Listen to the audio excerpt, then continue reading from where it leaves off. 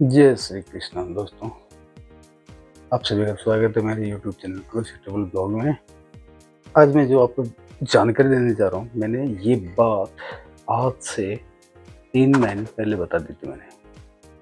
यानी ये बात है 20 अप्रैल 2005 की।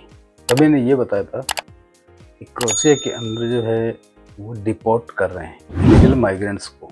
ये बात मैंने पहले ही बता दी थी।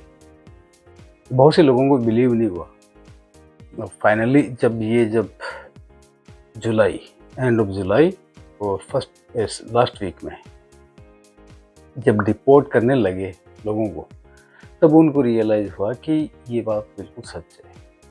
तो इसके बारे में मैंने ऑलरेडी काफ़ी टाइम पहले यानी 20 अप्रैल के अपने वीडियो में ये बात बता चुका था मैं। अब उसमें रीज़न क्या था? रीज़न ये था कि जिसको अगर वर्क परमिट से ओवर 15 दिन, 20 दिन, 1 महीना ओवर हो गया, तो उसके बाद में जो है यहाँ से आपको डिपोर्ट होना पड़ेगा या फिर कंट्री आउट। क्योंकि उस हालत में जैसे अगर आपका वर्क परमिट इशू नहीं हुआ और वर्क परमिट इशू नहीं हुआ, तो फिर यहाँ से गवर्नमेंट ने स्ट्रिक्टली ये चीज़ें मेंशन कर दी थी अपने न्यू लॉ में। जब ये न्यू लॉ अमेंडमेंट हुआ तभी उस टाइम ये चीज़ें बताई गई थी कि आप इलीगल नहीं रह सकते यूरोप के इस कंट्री में, क्रोएशिया के अंदर। तो ये चीज़ें उन्होंने क्लियर कर दी थी पहले। अब जैसे बहुत सी कंपनी है उनके टैक्स पेड नहीं है सॉरी टैक्स पेड नहीं है, तो उन कंपनियों को जो है बंद कर दिया गया। ऐसा करके धीरे धीरे इन लोगों ने कम से कम 200-300 से भी ज़्यादा कंपनियों को बैन कर दिया। यानी उससे वर्क परमिट इशू नहीं हो सकता किसी भी एम्प्लॉयज़ का, या फॉरेनर मैन पावर हायरिंग नहीं कर सकते। तो ये चीज़ें उन्होंने पहले क्लियर कर दी थी। अब धीरे धीरे जो कंट्री आउट केसेस आ रहे हैं वो इंक्रीज हो रहे हैं, बढ़ रहे हैं। तो अब उन्होंने क्या किया है, अगर जो बंदे समझदार होते हैं कि भाई कंट्री आउट दे दिया, उनको अल्टीमेटम दिया 10 डेज का, 15 डेज का, अगर उस दौरान अगर वो यहाँ से कंट्री आउट हो जाता है और वहाँ अपने कंट्री में जाके, मान लो इंडिया है, नेपाल है या किसी और कंट्री में, जो भी जहाँ से भी कैंडिडेट है, वो वहाँ से उसी दूसरी कंपनी के अंदर या उस कंपनी में जो कंपनी प्रॉपर तरीके से टैक्स पेड कर रही है, तो वो वापस री अप्लाई कर सकता है वर्क परमिट, और 101% उसका वीजा स्टॉपिंग होगा, क्योंकि वो लीगल तरीके से जा रहा है एग्जिट होके, तो वो वापस भी आ सकता है, उसका कोई इशू नहीं है। लेकिन अगर ये दिमाग में सोच लिया कि मुझे यहाँ रहना ही है और फिर पकड़ा गया, उसके बाद फिर लाइफ टाइम बैन हो जाएगा यूरोप के अंदर, वो आ ही नहीं सकता यहाँ से।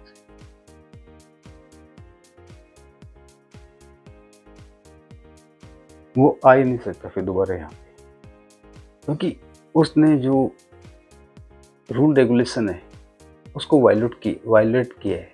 तो जब वायलेट करेंगे तो आप वो कंट्री कभी भी जो है इलीगल आपको रखेगी नहीं।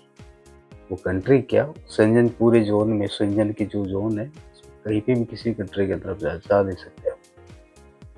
तो ऐसी ये चीज़ें जो है क्लियर कर दूंगा आपको कि जब भी आपका TRC एक्सपायर हो रहा है 2 महीने 3 महीने पहले आपको नॉलेज में लेना है और उसको नोटिफाई करवाना है ओनर को या एम्प्लॉयर को कि मेरा TRC फलाने डेट को, फलाने मंथ में एक्सपायर हो रहा है, उससे पहले मेरा वर्क परमिट इशू हो जाना चाहिए। तो फिर वो अगर एम्प्लॉयर सही है तो वो आपका वर्क परमिट वगैरह जो है अप्लाई कर देगा और आपको कंटिन्यू जॉब पे रखेगा। और हो सकता है उसमें 3 साल का TRC भी आपको बना के दे दे, क्योंकि उसको भी ये समझ में आएगा कि यार अगर मैं 1 साल का बनाऊंगा तो फिर वही प्रॉब्लम रहेगी, क्योंकि कभी कभार ऐसा होता है कि टैक्स पेड नहीं हो कर पाते हैं कंपनी। तो ये ज़्यादातर केसेस जो है एम्प्लॉयर की नेग्लिजेंसी की वजह से होते हैं, सब उसकी लापरवाही की वजह से, कि वो टैक्स पे करना भूल गया, ये वो सैलरी ऑन टाइम नहीं किया, क्योंकि सैलरी भी सेव करनी पड़ती है ना। तो जब ये सब चीज़ें होती है, तो तब जाके वो उसको ये समझ में आता है कि यार हो सकता है कि हम उनको 3 साल का टीआरसी वो इश्यू कर दें, ताकि बार-बार वो लफड़े में नहीं पड़े। तो ऐसा करके वो ये कर सकता है। अभी जो रिसेंटली ये जुलाई मंथ की बात बता रहा हूँ मैं, बहुत से बंदों के डिपोर्टेशन, कंट्री आउट के पेपर पुलिस ने दिए, उनके हाथ में थमाए कि आपको 15 डेज के अंदर कंट्री आउट होना है तो होना है। अगर उससे मोर देन अगर चला गया तो फिर वो कंप्लीटली डिपोर्ट ही होगा, फिर वो फिर वापस नहीं आ सकता। क्रोएशिया में तो क्या, पूरे शेंजन जोन में कहीं पे भी नहीं आ सकता। तो ये बात मैं आप सबके लिए ये जानकारी दे दूं कि अगर आपका वर्क परमिट एक्सपायर हो रहा है, क्रोएशिया में आप जॉब कर रहे हैं रिसेंटली हाल में, तो आपको अपने एम्प्लॉयर से या स्पॉन्सर से, जो भी है आपकी कंपनी, उससे बात करके कि मेरा फलाने डेट को फलाने मंथ में एक्सपायर हो रहा है, इसलिए इसको रिन्यूअल करें। तो आप क्या करना है कि जब आपका अप्लाई होता है, रिन्यूअल होता है वर्क परमिट, तो जो वर्क परमिट का पोतवर्दा बोलते हैं, यहाँ इंग्लिश में उसको सर्टिफिकेट बोलते हैं। जब आपका पॉजिटिव और नेगेटिव स्टेटस का जो भी बेस होता है उसमें वो एम्प्लॉयर ही करता है। तो वो जब आप अप्लाई करता है वर्क परमिट, उस टाइम में आप पुलिस स्टेशन में जाके आप भी ले सकते हैं, और अपना OIB नंबर बता के, या एम्प्लॉयर ले लेगा। तो वो बोलेगी मुझे पोतवर्दा दे दो। पोतवर्दा सीधा सिंपल वर्ड है, या सर्टिफिकेट बोलोगे तो उसे समझ में नहीं आएगा, लेकिन पोतवर्दा बोलोगे तो उसकी समझ में आ जाएगी, आपको दे देगा निकाल के, प्रिंट करके, स्टम्प लगा के। उससे आपका ये रहेगा कि आप लीगल हैं, आपका वर्क परमिट अंडर प्रोसेस है। जब वर्क परमिट अंडर प्रोसेस है तो फिर जब फाइनली जब आप वर्क परमिट रिसीव करोगे, या आपका ओनर या स्पॉन्सर रिसीव करेगा, तो उसके बाद में जो है आप TRC अप्लाई कर सकते हैं। तो फिर वही प्रोसेस है आपका रिन्यूअल का, TRC का। तो आप जाइए पुलिस स्टेशन में, अपना बायोमेट्रिक करें, OIB आपका सेम रहेगा। क्योंकि ये बात आपको बता दूँ मैं कि जब आप एयरपोर्ट पे लैंड होते हैं, तब आपका OIB जो है जनरेट हो जाता है। तो OIB वो सेम ही रहेगा, उसमें कोई चेंज नहीं होगा, कंटिन्यू वही रहेगा। ऐसा करना है आप, ताकि आप कंट्री आउट से, डिपोर्ट से बच सकें। बाकी जो चीज़ें हैं वो हर दिन हर एक नया रूल रेगुलेशन जो है इम्प्लीमेंट हो रहे हैं। अभी ड्राइविंग लाइसेंस का मैंने पिछले वीडियो में बता दें कि ड्राइविंग लाइसेंस अगर आप बना के ला रहे हो तो उसमें वो कम्प्लीटली चेक करते हैं, वो वेरीफाइड करते हैं। आपके पास अगर एम्बेसी से अटेस्टेड है, फिर भी वो क्रॉस वेरिफिकेशन करते हैं। जब आपको ओके है लाइसेंस, तब आपको वो लाइसेंस एक्सचेंज करके देते हैं, इंडिया का लाइसेंस एक्सचेंज करके दे देते हैं। तो ये सब चीज़ें जो है धीरे धीरे यहाँ पे चेंज हो रही हैं। पहले कुछ भी नहीं था। 2024 की बात बताता हूँ, जब यहाँ पे अगर एक्सपायर हो गया वर्क परमिट, नो प्रॉब्लम, आप काम करते रहो, आपका अंडर प्रोसेस में, नो प्रॉब्लम। टैक्स पेड नहीं थी कंपनियाँ, क्योंकि गवर्नमेंट को लॉस हो रहा था, तो गवर्नमेंट ने इसके बारे में पूरी जो है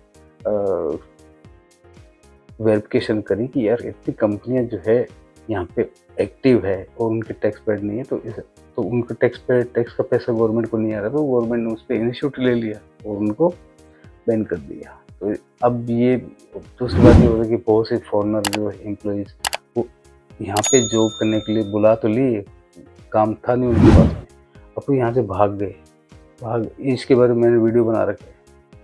तो गवर्नमेंट ने उनसे पूछा कि भाई तुमने बुला तो लिए एम्प्लॉइज, फॉरेनर वर्कर हायरिंग की, वो है कहाँ पे? तो जब तुम्हारे पास काम नहीं है तो तुम बुलाए क्यों? और जब बुलाए तो उनको जॉब क्यों नहीं दिया? तो ये सब चीज़ें गवर्नमेंट अच्छा ही किया था, लेकिन अब किसी को कंपनी वाले को जैसे नहीं मालूम कि ये नया रूल का अमेंडमेंट हुआ है, क्या है सिस्टम क्या है, तो उसको पता लगा कि यार अगर मेरा बंदा कोई लॉन्ग टाइम से काम कर रहा है कंपनी के अंदर, और वो अगर डिपोर्ट हो रही है, कंट्री आउट हो रही है, तो उसको दुख होगा कि नहीं यार ये बंदा तो अच्छा काम करता है, तो इसको मैं कैसे जाने दूँ। तो अब उसको समझ में आया कि तो वो अपने जो बाकी के जो बंदे हैं उनके एडवांस में रिन्यूअल प्रोसेस, वर्क परमिट का जो है रिन्यूअल प्रोसेस, वो एडवांस में अप्लाई कर देता है। तो अब ये धीरे धीरे चीज़ें जो है सेटअप हो रही हैं, तो अब यहाँ पे कोई भी इलीगल काम नहीं कर पाएगा। ठीक है दोस्तों, नेक्स्ट वीडियो में एक नई जानकारी के साथ में फिर हाजिर होऊंगा। तब तक के लिए जय श्री कृष्ण।